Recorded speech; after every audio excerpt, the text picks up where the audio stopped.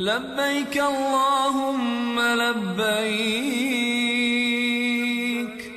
لبيك لا شريك لك يقول السائل: فضيلة الشيخ، بعد أيام نستقبل 10 ذي الحجة، فما نصيحتك للجميع في استغلالها؟ أرجو بيان فضلها والأعمال التي تسن فيها. نعم. 10 ذي الحجة تبتدئ من دخول شهر ذي الحجة وتنتهي بيوم العيد، عيد النحر، والعمل فيها قال فيه رسول الله صلى الله عليه وعلى آله وسلم: ما من أيام العمل الصالح فيهن أحب إلى الله من هذه الأيام 10. قالوا: ولا الجهاد في سبيل الله؟ قال: ولا الجهاد في سبيل الله إلا رجل خرج بنفسه وماله فلم يرجع من ذلك بشيء.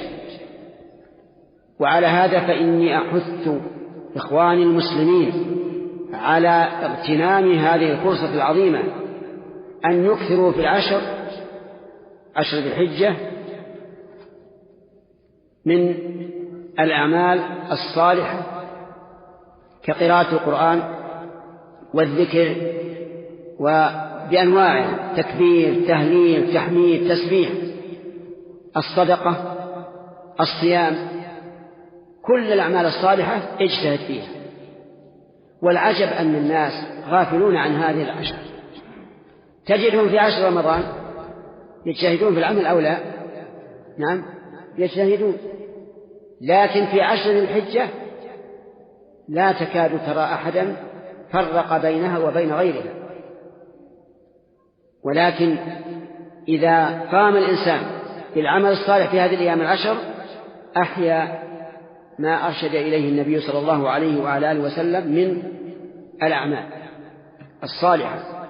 هذه 10 إذا دخلت والإنسان يريد أن يضحي فإنه لا يأخذ من شعره ولا من ظفره ولا من بشرته شيئا، كل هذه لا يأخذ منها إذا كان يريد أن يضحي. فأما الذي يضحى عنه فلا حرج عليه. وعلى هذا فإذا أراد الإنسان أن يضحي عنه وعن أهل بيته في أضحية واحدة كما هي السنة، فإن أهل البيت لا يلزمهم أن يمسكوا عن الشعر والظفر والبشر، وإنما الذي يلزمه من؟ المضحي اللي هو الأب. وما تسمعون من هذه العبارة حرم على من يضحي أو يضحى عنه فإنها عبارة لبعض العلماء. أما الحديث فقد قال النبي صلى الله عليه وسلم: فأراد أحدكم أن يضحي فلا يأخذن من شعره ولا من بشرته ولا من ظفره شيئا، فوجه الخطاب لمن يريد أن يضحي. ولكن لو قال قائل: إذا كان هذا الذي يريد أن يضحي سافر للحج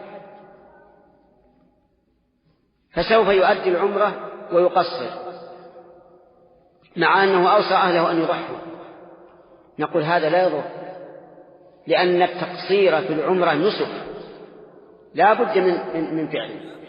وكذلك التقصير في الحج والحلق لا بأس به وإن كان لا يدري هل ضحى أهله أم لا. لبيك لا شريك لك لبيك